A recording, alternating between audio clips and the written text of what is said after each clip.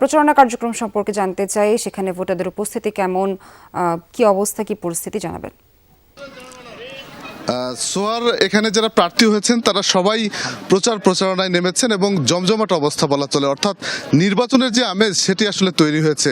সাধারণ মানুষের মধ্যেও আমি কথা বলে জেনেছি যে তারা ভোট প্রদান করতে আগ্রহী এবং শান্তিপূর্ণ সুষ্ঠুভাবে ভোট প্রত্যাশী তারা।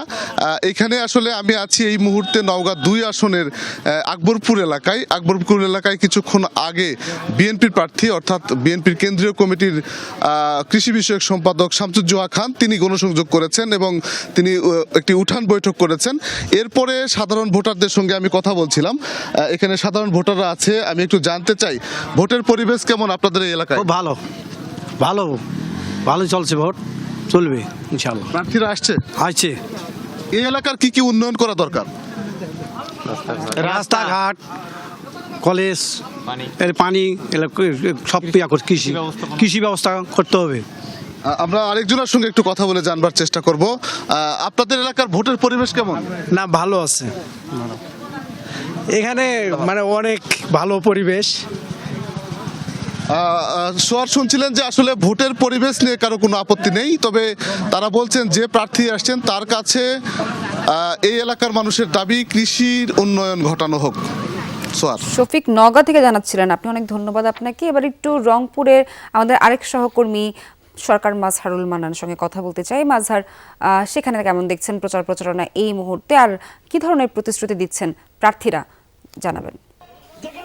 আমি তো আছি রংপুরের যে কাউনিয়ার একটি স্কুল মাঠে এবং এখানে কিছুক্ষণের মধ্যে এনসিপির যে মুখপাত্র যারা সাবেক উপদেষ্টা আসিফ মাহমুদ এবং দক্ষিণাঞ্চলীয় যিনি মুখ্য সংগঠক জনাব হাসনাত আব্দুল্লাহ আসার কথা রয়েছে। এরই মধ্যে এই নির্বাচনী যে পদযাত্রাটি হবে এবং পথসভাটি হবে, এনসিপির তিনি এই আসন থেকে লড়ছেন ঐক্যবদ্ধ বাংলাদেশ জোটের প্রার্থী হিসেবে জনাব আক্তার হোসেনের যে নির্বাচনী জনসভা, সেই নির্বাচনী জনসভায় কিছুক্ষণের মধ্যে শুরু হবে। এখানে প্রধান অতিথি হিসেবে উপস্থিত থাকবার কথা রয়েছে। এরই মধ্যে তিনি এখানে উপস্থিত হয়েছেন জনাব আব্দুল হালিম, যিনি বাংলাদেশ জামায়াত ইসলামীর সহকারী সেক্রেটারি এবং রংপুর দিনাজপুর অঞ্চলের যিনি পরিচালক।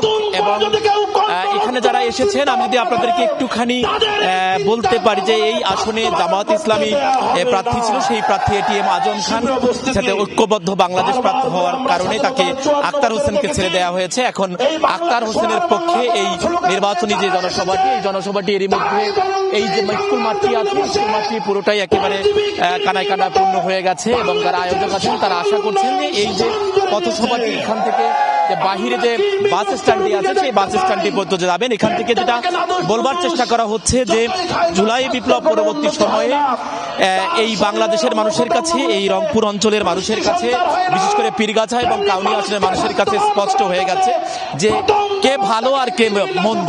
সেই ক্ষেত্রে তারা এখানে আক্তার হোসেনকে প্রার্থী হিসেবে বিজয়ী করবার জন্য এইখানে যারা আছে তারা এখানে বক্তব্য রাখছেন, তারা বলছেন এবং তারা বলছেন যে কি ন্যায় এবং ইনসাফ ভিত্তিক পীরগাছা এবং কাউনিয়া, বিশেষ করে যেখানে উন্নয়ন বঞ্চনার শিকার হয়েছেন দীর্ঘ 54 বছরে এই রংপুর অঞ্চল উন্নয়ন বঞ্চনার শিকার হয়েছে, সেই উন্নয়ন বঞ্চনা থেকে মুক্ত করবার জন্য আক্তার হোসেনকে তারা নির্বাচিত করবার জন্য এখানে এই মঞ্চ থেকে আওয়াজ তোলা হচ্ছে।